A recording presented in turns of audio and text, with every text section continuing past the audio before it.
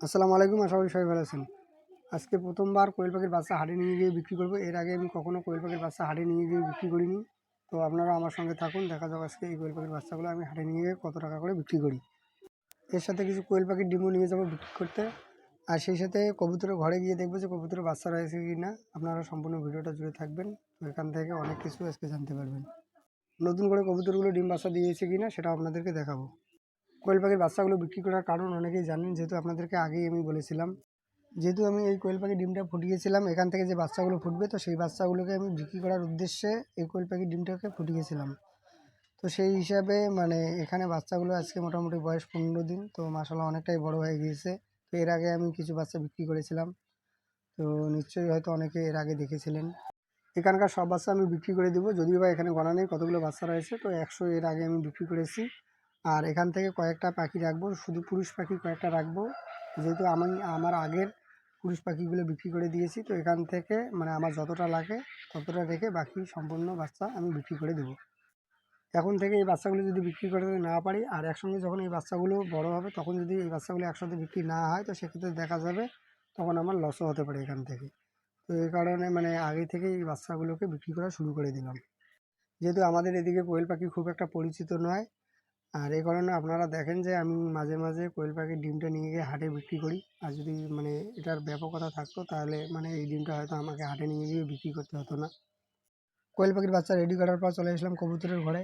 আর আমি যখন হাটে যাই, তো তখন দেখি বাড়ির কোথায় কোন জিনিস ম্যাচুরেট হয়েছে কি না, বা এখান থেকে কোন জিনিস বিক্রি করা যাবে। তো প্রথমে এগুলোকে দেখি। একটা জিনিস যদি আমি একদিন আগে বিক্রি করতে পারি, তো এটার অনেক বেনিফিট রয়েছে। যারা হয়তো দীর্ঘদিন ধরে খামার করতেছেন তারা হয়তো জানবেন, আর যারা নতুন, তো তারা হয়তো এইসব ব্যাপারে তেমন একটা জানবেন না।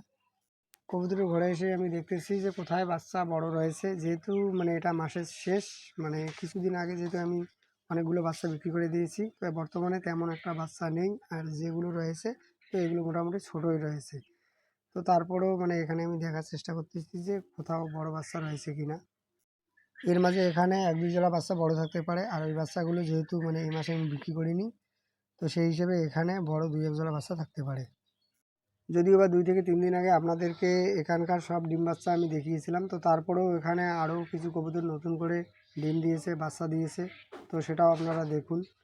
আর এটা যদি দেখেন, তাহলে আপনারা বুঝতে পারবেন যে কবুতর কত তাড়াতাড়ি ডিম বাচ্চা দিয়ে থাকে, আর এই বাচ্চাগুলো কত তাড়াতাড়ি বড় হয়।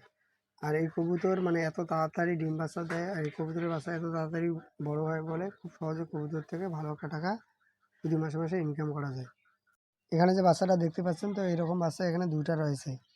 আর এই বাচ্চাটা মোটামুটি বিক্রি করা যায়। তো আজকে আমি এই বাচ্চাটাকে বিক্রি করব না, যেহেতু একটু ছোটো রয়েছে। তো পরের হাটে আমি এই বাচ্চাটাকে বিক্রি করব। এরকম বাচ্চারও মার্কেটে যথেষ্ট চাহিদা রয়েছে। যেহেতু বাচ্চাগুলো আমি পাইকারকে দেই, তো সেক্ষেত্রে বাচ্চাগুলোকে আমার একটু বড় করে দিতে হয়।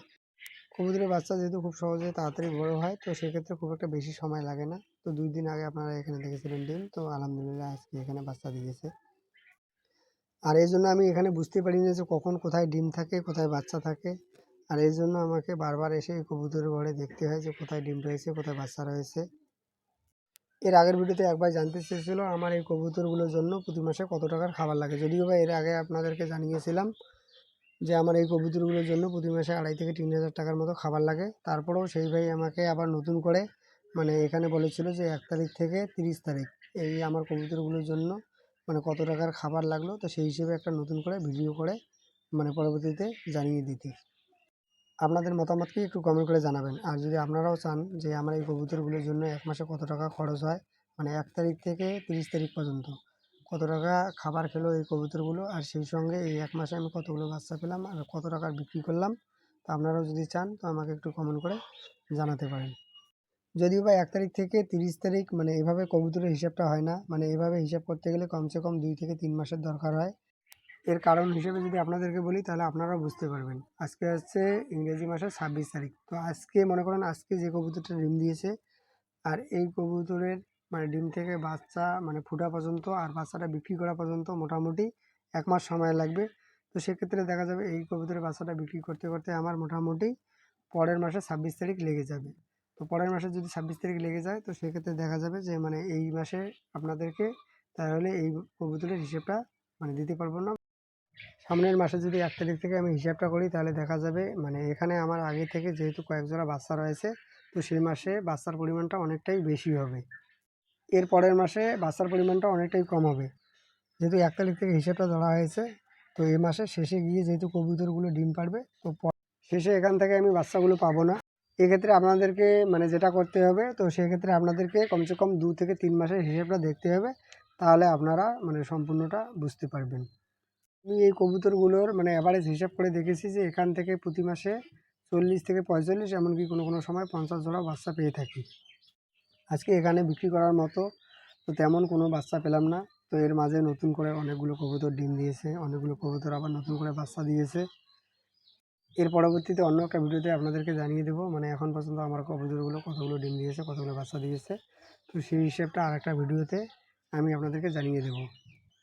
তো এর মাঝে যারা আজকে নতুন করে আমার এই ভিডিওটা দেখতেছেন, তো তারা আমার এই চ্যানেলটা সাবস্ক্রাইব করবেন, আর যদি ফেসবুক থেকে দেখে থাকেন তো অবশ্যই পেজটা ফলো করবেন।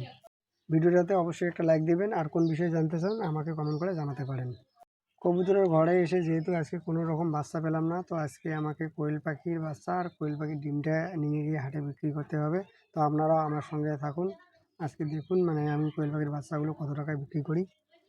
আর যেদিন করে আমি হাটে যাই সেদিন করে 10টা করে কৌটা আমি হাটে নিয়ে যাই, আর এই এক একটা কৌটা আমি 100 টাকায় বিক্রি করি।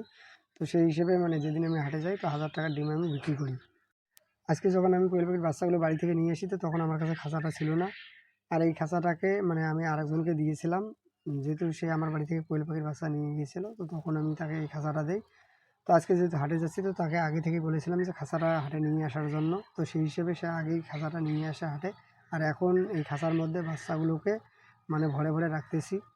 এই খাঁচার মধ্যে বাচ্চাগুলোকে ভরিয়ে রাখলে তো এটা খুব সহজেই মানুষ দেখতে পারবে, তো খুব সহজেই আমি এই বাচ্চাটাকে বিক্রি করতে পারবো। আর যদি মানে এই খাঁচার মধ্যে ভরিয়ে না রাখতাম তাহলে দেখা যেত এই বাচ্চাগুলো না থাকার ফলে হয়তো এই বাচ্চাগুলো আমি বিক্রি করতে পারতাম না। আজকে আমি 30টা কোয়েল পাখির বাচ্চা নিয়ে আসি, আর যে ভাইয়ের কাছে এই কোয়েল পাখির বাচ্চাগুলো বিক্রি করলাম, তো সেই ভাই কোনো রকম খাঁচা নিয়ে আসেনি। তো যেই খাঁচাটার মধ্যে আমি এই বাচ্চাগুলোকে বাড়ি থেকে নিয়ে এসেছিলাম, তো সেই খাঁচাটা সেই ভাইকে দিলাম। আজকে আমি এই বাচ্চাগুলো 30 টাকা করে পিস বিক্রি করলাম। তো একজনেই আমার কাছ থেকে এই বাচ্চাগুলো নিল। 30টা বাচ্চা আমি 1350 টাকায় বিক্রি করে দিলাম। সেই সাথে এখানে আরও এক ভাই একসঙ্গে 5টা ডিমের কৌটা নেয়, তো সেই ভাইকে আমি এখান থেকে 5টা ডিমের কৌটা দিই। সে ভাই আমার কাছ থেকে এর আগেও অনেকবার ডিম নিয়েছিল, তো আমাকে বলতেছিল যে এর আগের হাটেও মানে আমাকে এসে খুঁজতেছিল। তো যেহেতু এর আগের হাটে আমি মানে হাটে যাইনি, তো আমাকে খুঁজে পায়নি, তো সেটাই আমাকে এখানে বলতেছিল। 500 টাকা ডিম নেওয়ার পর তো এখান থেকে আমাকে 500 টাকা দেয়। আজকের ভিডিওটা আপনাদের কেমন লেগেছে একটু কমেন্ট করে জানাবেন। সেই সাথে ভিডিওটা যদি ভালো লাগে ভিডিওটাতে একটা লাইক দেবেন। আজকে এ পর্যন্ত, দেখা হবে অন্য কোনো ভিডিওতে। ততক্ষণ পর্যন্ত ভালো থাকুন, সুস্থ থাকুন। আসসালামু আলাইকুম।